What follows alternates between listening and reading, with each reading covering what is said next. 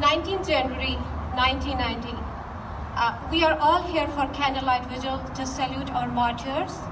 What happened on 19th January 1990, everybody knows now, as it was completely covered by our KP youth, Suraj Pandit. So it was the night of despair for Kashmiri Pandits, for our community, because we had to go through forced exodus, targeted killings, and women were raped. Kashmiri Pandit Hindus were brutally killed, and they were not killed by just bullets. They were killed on saw machines. They were killed by butcher knives. And whenever an innocent person was being killed, the crowd surrounding that the crowd surrounding was always enjoying, spitting on the dead bodies, and without showing any sense of humanity. My family went through the same tragedy like any other Kashmiri family. My father, who was 46 at the time, was abducted from our home in Kashmir along with his cousin, my uncle, and for the whole day, we don't know where they were kept, but they were murdered brutally. They were hacked to pieces, and whatever was left from their body was put together in the gunny bags. And those gunny bags were left on one of the roads.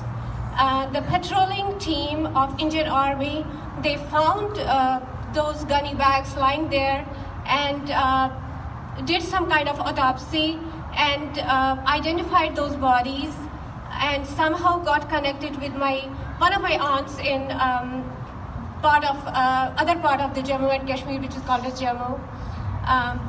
My whole family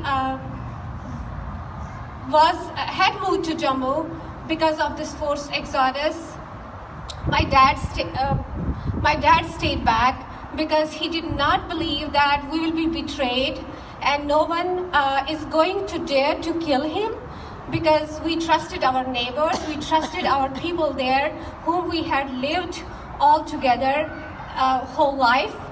But that did not happen. So he was killed, and my uncle, means my dad's youngest brother, he was somehow contacted in Jammu, and he did not have courage to let my mom know that this has happened.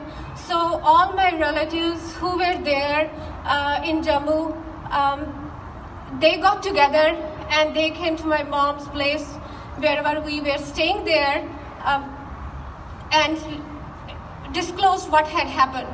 And that was 24th June 1990 when my dad was killed. But we did not know until 25th June, which was Monday evening.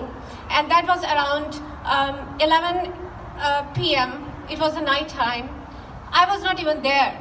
Only my brothers, my mom was there.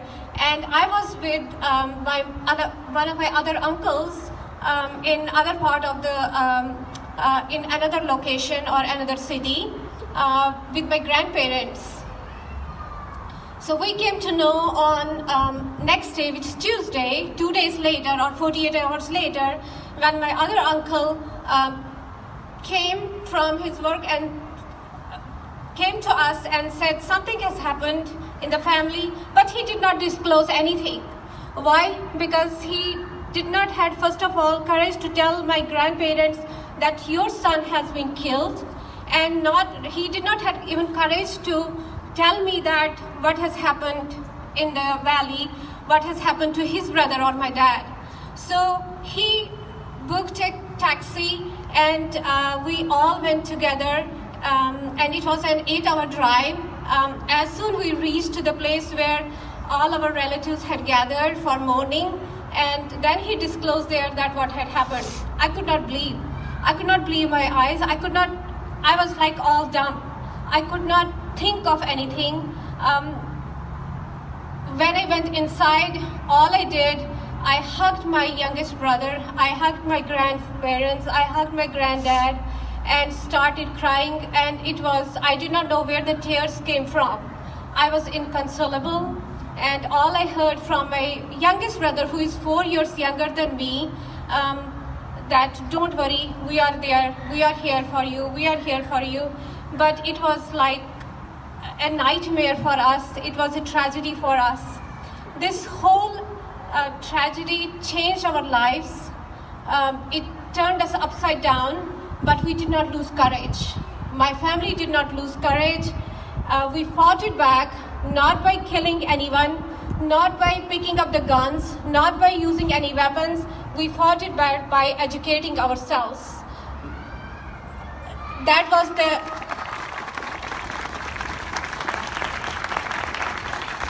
I would say that was our revenge, but we still are hopeful that one day things will be all right.